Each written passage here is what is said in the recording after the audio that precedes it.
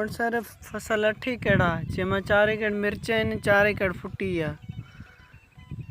अच्छा, फसल माना अॻे जेके अॻे तव्हां सीज़न में फसल पोखींदा हुआ ऐं हिन सीज़न में कहिड़ो फ़र्क़ु आहे? राति ॾींहं जो फ़र्क़ु आहे। असां अॻे न त 7 महीने में फुल सीज़न हूंदो, हींअर 8 पियो हले, अञा ताईं आमदनी रुपए जी बि न आई आहे। फुटी हिन खां अॻु में तबाह थी चुकी आहे। ॻाढ़पनी मर्ज़ में जेको एकड़ 20 खां 25 मण एवरेज ॾींदो, उहो हिन जाइ ते मण ते बि अची पहुतो आहे। अव्हां वटि केतिरी फुटी पोखियल आहे ऐं हिन टाइम ते केतिरी एवरेज थी चुकी आहे? मुंहिंजी 4 एकड़ फुटी, जंहिंमां मूं सिर्फ़ु कढाई 4 मण आहिनि। हाणे इन मां कीअं ख़र्चु पूरो थिए, कीअं हारियुनि जा मसइला पूरा थियनि।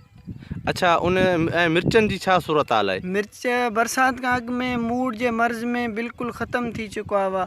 बारिश पवण खां पोइ अल्लाह जी महिरबानी हाणे बारिश जे हिसाब सां सही थिया आहिनि। माना कुझु या तक़रीबन ॿिनी कुझु सही थिया आहिनि? कुझु सही थिया आहिनि। अच्छा, हुकूमत सतह ते या ज़रायत खाते वारा अॼु ताईं को आया आहिनि? उन हुकूमत सतह ते असां सां कंहिं बि राब्तो न आहे कयो। अच्छा, बाक़ी दवाऊं वग़ैरह कुझु असरु कनि पियूं या न?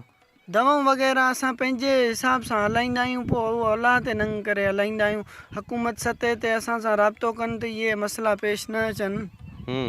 माना हींअर हिन वारो जेको सीज़न आहे, मुंहिंजे ख़्याल ज़मीनदार न हारी खे बेनिफिट फ़ाइदो कोन ॾींदो। को बि फ़ाइदो न आहे, अञा ताईं आमदनी न आहे त फ़ाइदो कहिड़ो आहे। पोइ हारी जेके कर्ज़ाई वग़ैरह आहिनि, पोइ उन्हनि जो कीअं सिस्टम? बसि पोइ परेशानियुनि में विकिड़ियल आहिनि।